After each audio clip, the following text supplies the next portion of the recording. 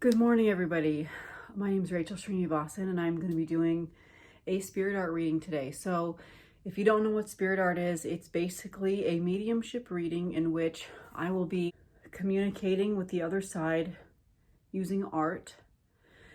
It's when the spirit world wants to use art to communicate, and so I'll be doing a reading for a future viewer, and I don't know what I'm going to be drawing before the drawing begins. So if you are watching this video and then the message or the image really resonates with you and you know it's for you, then reach out, because then I'll send you a scan because it's for you. So but before I get started on this reading, I wanted to let you know I will be doing spirit art readings in person at Serenity Rocks in Mesa, Arizona on the 14th of August. And that will be from 10:30 to 3:30 p.m.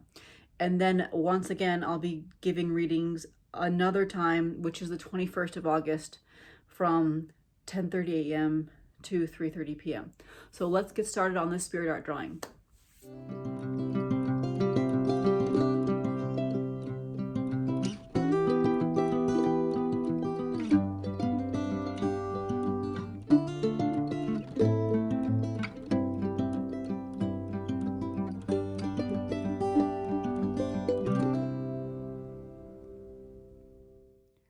Okay, so we have a mother and daughter pair here, and the names that really stuck out to me were Mary and Beth, or else Mary Beth. So this is the main character here. I did have some other names that popped up at the very beginning of the reading, but I have since forgotten those names, and then if those names are not coming back up, then I don't need to know them for whatever reason. So this is Mary Beth, or else this is Mary, and then this is Beth.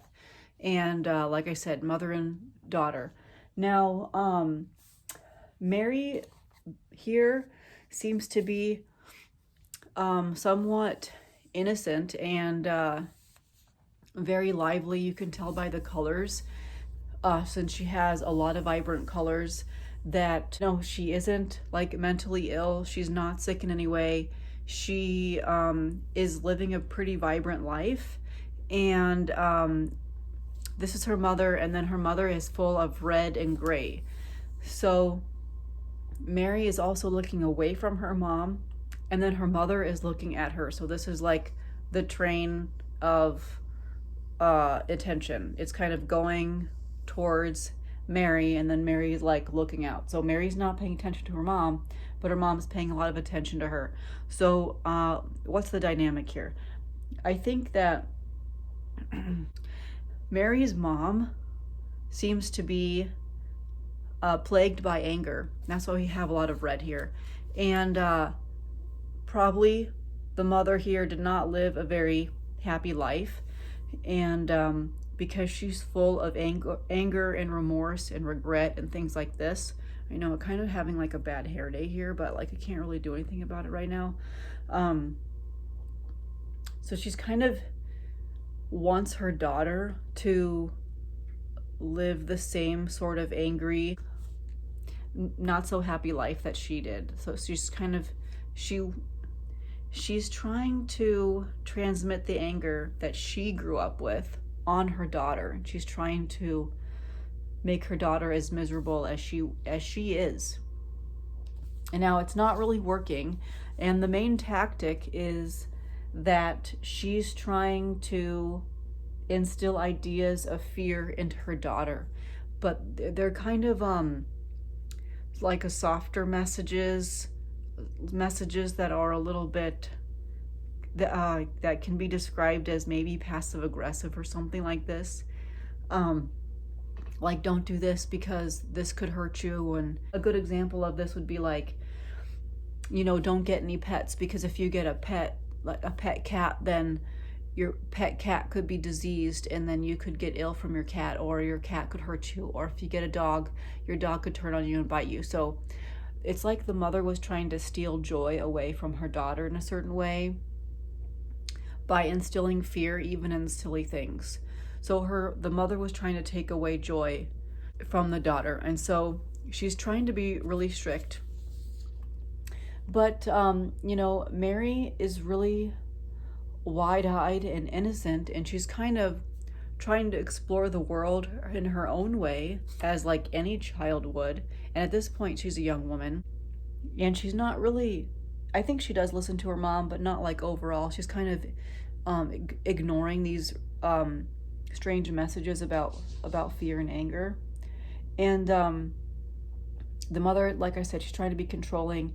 And so what eventually happened, because I do think that these two did live in the 20s, 30s, 40s, and 50s, around mid-century. She is eventually going to turn on her mother because she is just done with these like weird passive-aggressive messages about not having fun with her life. And it does resonate a lot with me because I do have some of this in my family. Like, I was under the weather recently, and my mom told me that my cats could make me sick. And so that whole message really made me sick, because how could anybody tell anybody else, like, oh, your own pet or something that you really love could be bad for you? It's just a way to really try to kill the joy in somebody else's life. And because my mom does that a lot, it's not caring anymore. It just gets to the point where it's like, stop trying to kill people's joy because you didn't have joy. That is what's going on in this situation, except it is much more severe because this woman, just look how old and gnarly she looks. And I think she had a child later in life, because she's quite old to be a mom, and she is quite young and gorgeous. So she had a child as a single woman later in life. She's quite miserable. And her daughter, while she was somewhat innocent, she did kind of have a little bit of a wild look in her eye. And then she eventually did turn on her mother. And then she also became a single mom herself. And it's because the guidance method used by this mother on this daughter was so distorted. And since she was so focused on not raising her daughter correctly, she was focused on raising her daughter in a way of fear and unhappiness and anger, that the method of raising it was very, very distorted. It didn't work out right. And so she did not raise her daughter very well, actually. And so her daughter did become a single mother as well. And so, you know, I do have a lot of clients that are women who have mothers who either devalue women in their own family tree, or just the women, they just hate themselves or something. It's really strange. So I do know that this could be a universal message for a lot of women. Like, maybe this isn't a specific reading for specific individuals. Like, if you don't know who Mary Beth is, or you don't know who Mary, or you don't know who Beth is, and you don't know anybody who lived in like from the 1920s to the 1950s with this sort of family life situation going on, this could be for a woman who's just needs to know that that they are cared for and that they are loved despite the negative messaging from their own mom. And so there is a greater message here. So the greater message here is for the wombs in a family tree to be supported. And if the wombs are not supported in a family tree, there will never be true stability in a family. So this woman, like, what do I mean by a womb? This is just kind of a message that came through during the drawing last night. So this is a mother, and she has a womb, and she wasn't properly supported by her family. And then this is her own daughter, who in turn had a womb. and she was not supported by her own mother, and then she had to grow up as a single mom herself. So I know that being a single mother in itself doesn't mean somebody is not stable.